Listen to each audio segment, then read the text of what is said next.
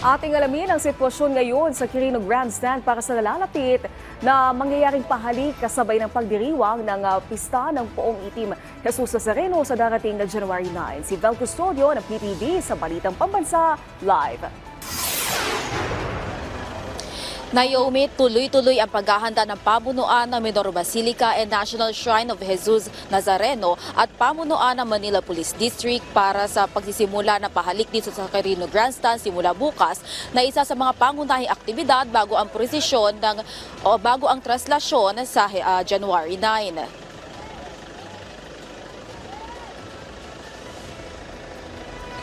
Kasalukuyan ng inaayos ang stage sa pagdarausan ng pahalik bukas hanggang sa Luwebes. Naipwesto na ang altar at pagtatayuan ng Poong Jesus Nazareno kapag nalipat na ito mula sa simbahan.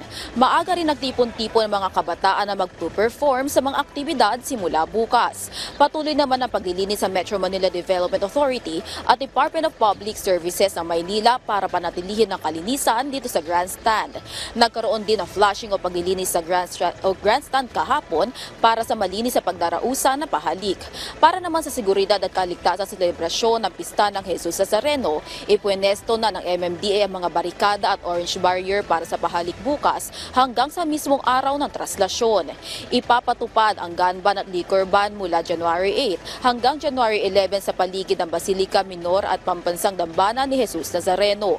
Idineklara rin naman ang pamahalaan ng special non-working holiday ang Maynila sa araw na pagunita ng pista ng Jesus Nazareno.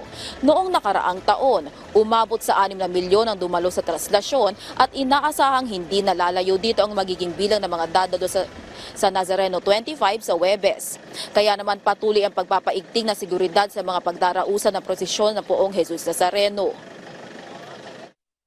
Taon-taon ginagawa natin ito. Naitawid natin ito nung nakaraan at inaasahan din natin may tatawid natin ng maayos ngayong Nazareno 2025. Kung saan nga ang estimate natin magagamit natin mga security forces dyan ay mahigit 15,000.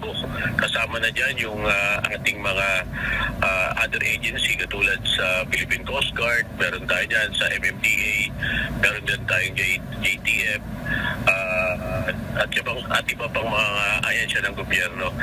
Tuloy-tuloy yung ginagawa natin dyan. Meron tayong mga interagency conference, meron tayong walkthrough. Pakita din natin na handang-handa na yung pamunuan ng Manila Police District doon sa paglalatag ng seguridad in coordination dito sa church authorities natin.